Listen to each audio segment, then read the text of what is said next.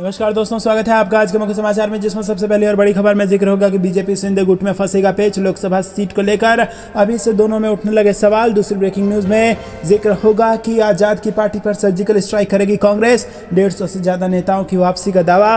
तीसरी breaking news में आपको बताएंगे कि कर्नाटक में सीएम बोम्मई को पीएम मोदी के सामने पपी बता रहे हैं सिद्धारमैया।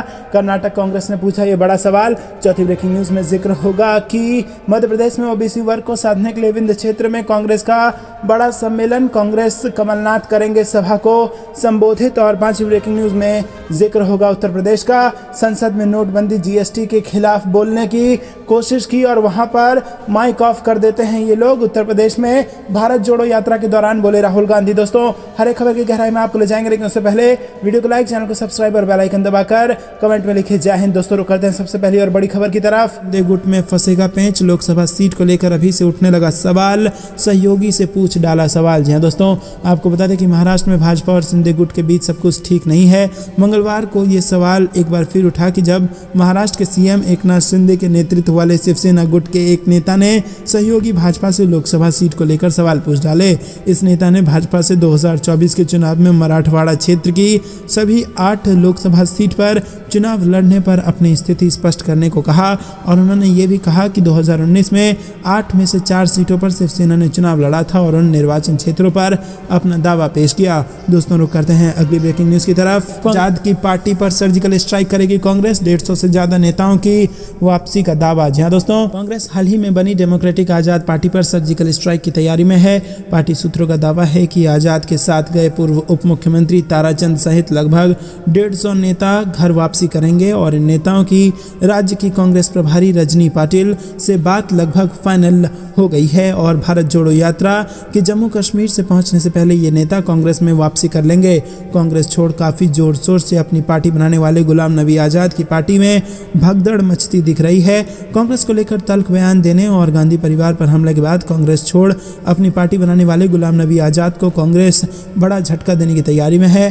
पार्टी सूत्रों का दावा है कि अगले कुछ दिनों में आजाद की पार्टी के 150 नेता और कार्यकर्ता कांग्रेस में शामिल हो जाएंगे और इन नेताओं में पूर्व उप मुख्यमंत्री ताराचंद, पूर्व मंत्री मनोहर लाल, पूर्व विधायक बलवान सिंह सहित कई महत्वपूर्ण नेता शामिल हैं।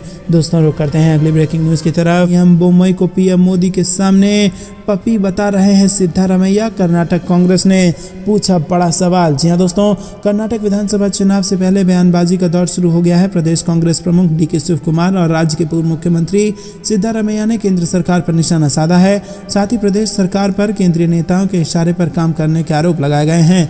कर्नाटक में 2023 के मध्य तक चुनाव हो सकते हैं और कर्नाटक विधानसभा में विपक्ष के नेता ने मुख्यमंत्री बसवराज बोम्मई को लेकर प्रधानमंत्री मोदी का पपी बताया और उन्होंने कहा कि सीएम बोम्मई और अन्य पीएम मोदी के सामने पपी की तरह हैं और आप सभी उनके सामने कांपते हैं। 15वें वेतन आयोग में कर्नाटक को विशेष भत्ते के तौर पर 5,495 करोड़ रुपए देने की सिफारिश की गई थी, लेकिन हमारी वित्त मंत्री सीतारमन ने ये पैसे नहीं दिए। रुक करते हैं अगली ब्रेकिंग न्यूज की तरफ। आज ओबीसी वर्ग को साधने के लिए विंध्य क्षेत्र में कांग्रेस का बड़ा सम्मेलन, कमलनाथ करेंगे सभा को संबोधित। जी हां दोस्तों, आगामी विधानसभा चुनाव के मद्देनजर रखते हुए कांग्रेस ओबीसी वर्ग को रिझाने के लिए एक बड़ा सम्मेलन करने जा रही है। पिछले चुनाव में कांग्रेस को विंध्य क्षेत्र में मिली जबरदस्त हार से सपा कांग्रेस ने सबक लिया है। कांग्रेस अभी से यहां के लोगों को साधने में जुट गई है और गुरुवार को कमलनाथ इस क्षेत्र में ओबीसी सम्मेलन करने जा रहे हैं और इसी के साथ यहां पर इस वर्ग के वोटर बड़ी संख्या में हैं। सबसे पहले उन्हें साधने का काम किया जा रहा है और इस बार कांग्रेस यहां पर कोई भी रिस्क नहीं लेना चाहती। रुक करते हैं अगली ब्रेकिंग न्यूज की तरफ। संसद में नोटबंदी जीएसटी के खिलाफ बोलने की कोशिश की, वहां माइक ऑफ कर देते हैं राहुल गांधी का बयान। जी हां दोस्तों, कांग्रेस नेता राहुल गांधी ने कहा है कि उनकी भारत जोड़ो यात्रा का उद्देश्य देश में नफरत और अहिंसा को खत्म करना। यात्रा के दौरान बुधवार को उन्होंने कहा कि यात्रा का लक्ष्य जो देश में नफरत और हिंसा को खत्म करना है, ये सरकार किसान और मजदूरों को डराने की है और मैं कहता हूं कि डरो मत, हम डर को मिटाने की राजनीति करते हैं। पूर्व कांग्रेस अध्यक्ष ने कहा कि मीडिया जनता में बात नहीं उठाती। हमने संसद में नोटबंदी जीएसटी के खिलाफ बोलने की कोशिश की है, वहां वो माइक ऑफ कर देते हैं। ऐसे में हमने सोचा कि कन्याकुमारी से कश्मीर तक चलकर जनता से बात करें। कन्याकुमारी से 3000 किलोमीटर चल चुके हैं और 110 दिन हो गए हैं, लेकिन कोई थकान नहीं हुई, हम इसलिए नहीं थके हैं कि हमारे साथ आपका प्यार है। दोस्तों रुक करते हैं अगली ब्रेकिंग न्यूज़ की तरफ। सरकार ने बंद की प्रधानमंत्री गरीब कल्याण अन्न योजना, अब सिर्फ 5 किलो ही मिलेगा राशन, कांग्रेस ने दिया यह बयान। जी हाँ दोस्तों, प्रधानमंत्री गरीब कल्याण अन्न योजना को लेकर कांग्रेस ने प्रधानमंत्री नरेंद्र मोदी पर निशाना साधा।